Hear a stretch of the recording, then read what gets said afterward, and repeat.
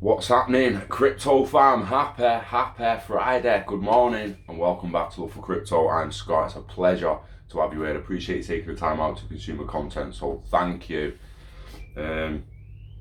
Today, reported yesterday on the 30th of April. It is the 1st of May. How the hell have we got to May already, guys? Lockdown surely going to be over soon. I will be shocked. And I've said before, I'll be extremely surprised if it pushes into June. I'm surely by June it's over. But anyway, 30th of April, yesterday, Cointelegraph wrote the world's first crypto bank adds support for Ripple's XRP. Sygnum Bank. How would I say that? Sygnum Bank. Is it Sygnum? I mean, cause Sygnum. My mouth don't want to word the way other people's does. So Sygnum Bank, the first crypto bank. Now they're calling it the first crypto bank because it's the first crypto bank licensed by FINMA. I'm trusting Cointelegraph to be the first actual crypto bank, so go and research, and I've only just seen the article, otherwise I'd have researched myself, but I don't know. But they're saying that it's the first crypto bank licensed by the FINMA. Announced April the 30th that Ripple's XRPs are now available through its banking services platform. Users can access deposit and exchange and credit services using the popular digital currency. Credit services, you know what that means. Based in Switzerland, the bank will now allow the third most capitalized digital token behind Bitcoin and Ethereum to be used by clients seeking to diversify their direct investments in digital tokens, in conjunction with other asset management products offered. Sygnum customers can use deposits in traditional currencies such as the Swiss franc, the euro, Singapore dollar, and the US dollar to buy, hold, and trade XRP tokens backed by the Ripple protocol, increasing liquidity in a banking portfolio. Additional customers can transfer XRP tokens to their Sygnum deposit account or increase their liquidity in traditional fiat currencies with Lombard loan guaranteed against XRP. With a Lombard loan guaranteed against XRP. XRP collateralized loans on the platform made. Matthias Imbach, co-founder of Sygnum, sorry if I butchered your name, bruh, praised the announcement and commented as follows. Adrian's not going to like this, you know. Adrian ain't going to like this. I don't mean to cause fights, guys, but we've got a little bit of differential opinion here now. We're impressed with Ripple's excellent performance globally. They now have more than 300 financial institutions in their global payment network, RippleNet. The XRP-based solution developed by the company resolved weak spots in the growing global remittance market of $700 billion. The low cost of transfers makes it an ideal tool to facilitate payments in emerging economies. The bank also highlighted that Ripple protocol provides instant cross-border transfers at low cost rather than the traditional way of sending money abroad. Sygnum's customer assets are held in separate, highly secured individual portfolios and are available in one click from each customer's e-banking platform and accessible anywhere in the world. Interest in banks towards Ripple's protocol. It's not the first time that a bank incorporates Ripple's protocol in its operations. Cointelegraph reported on April the 10th that Azimo, a digital service that partnered with Siam Commercial Bank in Thailand, launched an instant cross-border payment service through RippleNet. Spoke about that yesterday. MoneyGram said in February that it can receive funds from the blockchain-based payment firm Ripple Labs to continue scaling its use of blockchain capabilities in its services. Ripple invests in MoneyGram to help them build infrastructure. So apparently these guys are extremely impressed with Ripple's and XRP's performance globally. So I don't know what Adrian is going to think about that. Adrian's going to be like, yeah, but his performance is not good. You mean price, Adrian? Check your terminology, bruh. Check your terminology.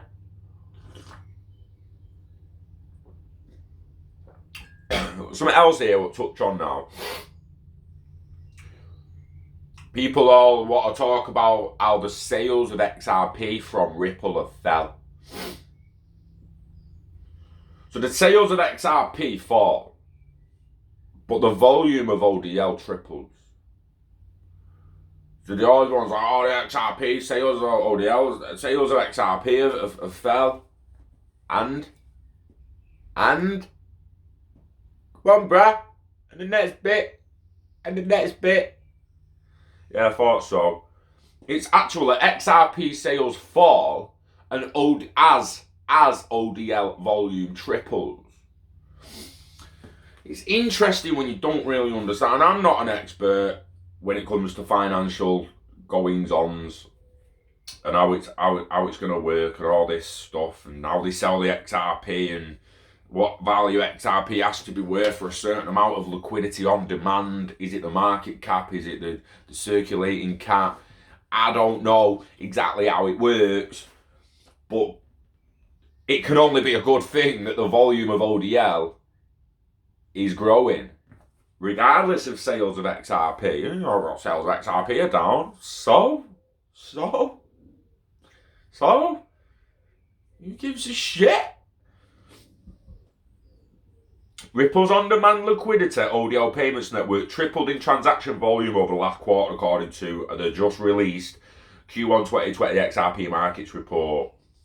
The dollar value transacted using ODL increased by more than 294%, which is good news for the holders, for the token holders, with the report describing XRP liquidity as the lifeboat of Ripple's ODL for cross-border payments. The lifeboat. I like to call it the safety net, don't I? The lifeboat. In further good news, Ripple has again reduced its total XRP sales from 13 million in Q4 2009 to 1.7 million in Q1 2020. The company is being criticised for propping up its balance sheet of XRP sales. The report also notes the token was integrated into a number of additional exchanges and liquidity instruments. Like, why did criticising them for propping up the balance sheet with XRP sales?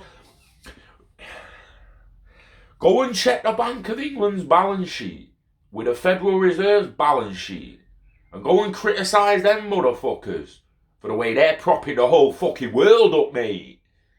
I want to talk about Ripple propping a balance sheet with a product they sell. It's like saying Mackey's. It's like saying McDonald's are propping up the balance sheet with cheeseburgers, you know. I thought you think of that. Fucking them McDonald's with the cheeseburgers. I wish I could make cheeseburgers that good, but I just can't, and I can't sell McDonald's cheeseburgers because they're not fucking mine. I fucking wish McDonald's would just fuck off. That's what you sound like, mate. That's what it seems like. You're criticising a company for propping up their balance sheet. Balance sheet, money in, money out. Does it balance? Expenses to revenue, does it balance? You've got revenue above expenses, it's profit. Balance sheet. And propping up the balance sheet from a product they're flaming selling is how a company flaming works, mate. What else is going to put... Oh my days. Right. What it might mean is they're not really selling X-Current anymore. They're not selling X-Rapid anymore. They're selling... they're not really selling the software anymore. They're only selling XRP, but again, it's just like McDonald's cutting off the quarter pounder, innit? It's still selling the cheeseburgers, mate. Cheeseburgers where the money's at, trust me. Right? Or people go in and get a Big Mac meal for £4 and then slam 4 double cheeseburgers on top of it and make it a tenner. Cheeseburgers where the money's at in Mackey's. XRP's where the money's at in Ripple. Deal with it.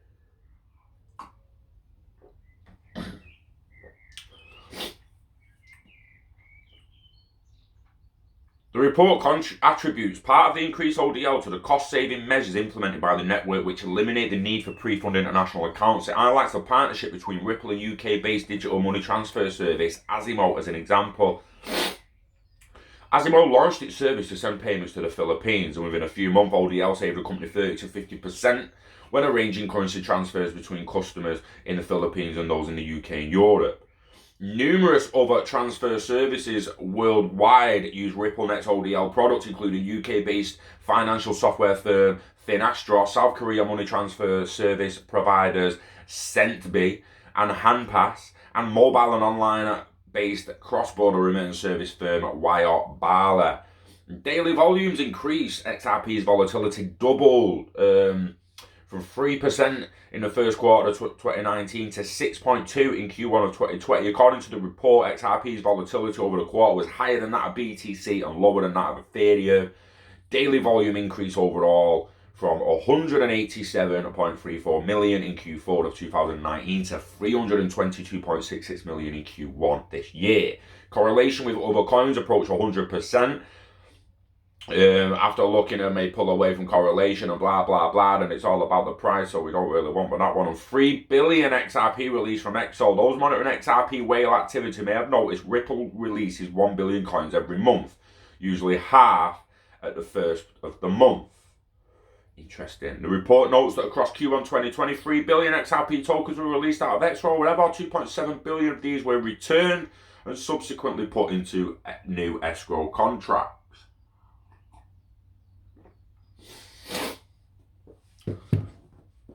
Price of the asset, amount of the asset, total value of all the assets in circulation. That trifecta, I believe, is what is going to be used to facilitate an internet of value. At the moment, is there enough XRP out there if it just jumps back to $3 to facilitate a decent amount of liquidity on demand? And then further down the line, they start releasing it from escrow again. They're not just going to flood the market with XRPs, and this is what makes me laugh now, where people say, like, oh, Ripple could just flood the market anytime they want. Yeah, they don't know, did they? They don't know, did they know? They don't know, did they know? Yeah, but they could, yeah, but they don't know, did they know? Yeah, but they could be, yeah, but they don't know, did they know? They don't know, did they know, mate?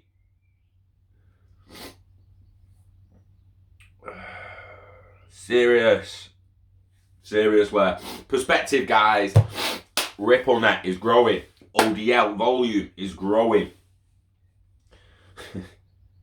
And all people can look at is price action, and when there's like, you know, a lot of people on Twitter begging for regulations and then don't even understand what they truly really mean by regulations. Now, if you, right, firstly, because I've got bored of this shit and I don't really look at it anymore.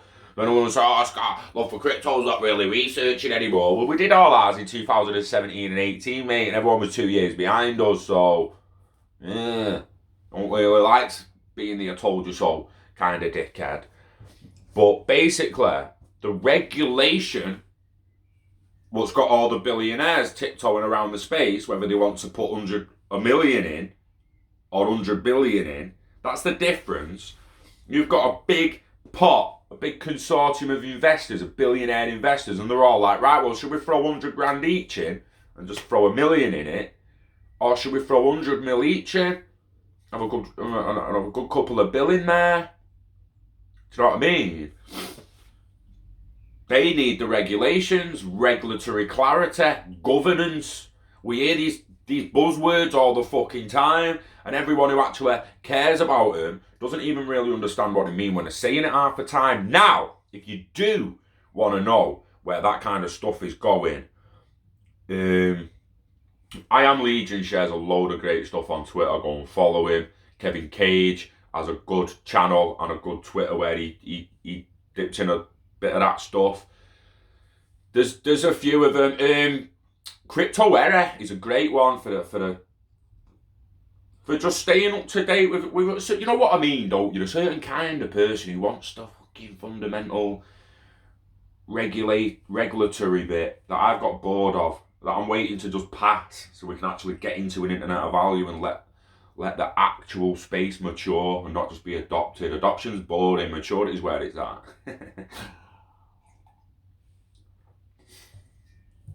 But yeah, there's some I hate it when I try and think of people to tell you to go and follow, because then I can't. I mean, mine goes blank for some reason. Because I'm just trying too hard to think of the peeps. Crypto area, definitely. Green Eggs and Ham as well, Sally Ham. I know a lot is like him, and he does do some in-depth videos regarding regulation and the governing bodies behind the scenes. So make sure you're on Green Eggs and Ham, Sam I Am. Yeah, basically, I mean, the SPR guys did a great job, but they kind of gave up, didn't they? Kevin Cage, without shadows of a doubt, go and follow Kevin Cage, go and follow I Am Legion. And then basically off them, Hodo's another great one. He really does blogs. Just for the depth, to get a little bit of depth for yourselves, because I know I've eased off the research a little bit, but because I don't need to do it. It's like, right, imagine you started doing research about aliens on Earth, and then eventually you found what you felt. It doesn't matter what other people feel. No matter what other people believe. It matters what you feel and what you felt. You felt you had enough information for you to truly believe the aliens were there. You don't keep researching it, do you? You sit back and you're like, yeah, I believe we're here, mate. I looked into that for 2 years, mate. Fucking damn right I believe that. We'll carry on researching it. And that's what we did about XRP and ILP and the Internet of Value. I'm going to carry on researching something that I believe and I believe is happening. And I'm pretty confident it's going to happen. Now, I keep looking over to see if there's another asset that's competing with XRP, but it just isn't. So, invest in the Internet of Value. Invest in yourself. Invest in XRP, XLM, Ethereum, Bitcoin, whichever ones you want. Make sure you diversify. Don't just buy one token. Don't just buy XRP, because if you do, you're a bit of an idiot. That was me for a good couple of months before I found Bab, and then I bought Bab, and then we bought others, and we diversified a little bit. We still need to buy XLM. Don't get them before it fucking goes. I'm going to be wounded. Invest in the Internet of Value. Invest in yourself. Enjoy your Friday. I hope you're getting happier and healthier, slowly but surely. And enjoy your weekend. That's the main thing. Enjoy your weekend. Wishing health and happiness to you and yours, guys. I really do hope you all find happiness and not just riches. Happiness is the richest riches. Make no mistake. We love crypto, we love XRP, and we love you. Live long and hodl everything that you hold dear. I'll see you on the next one. Peace.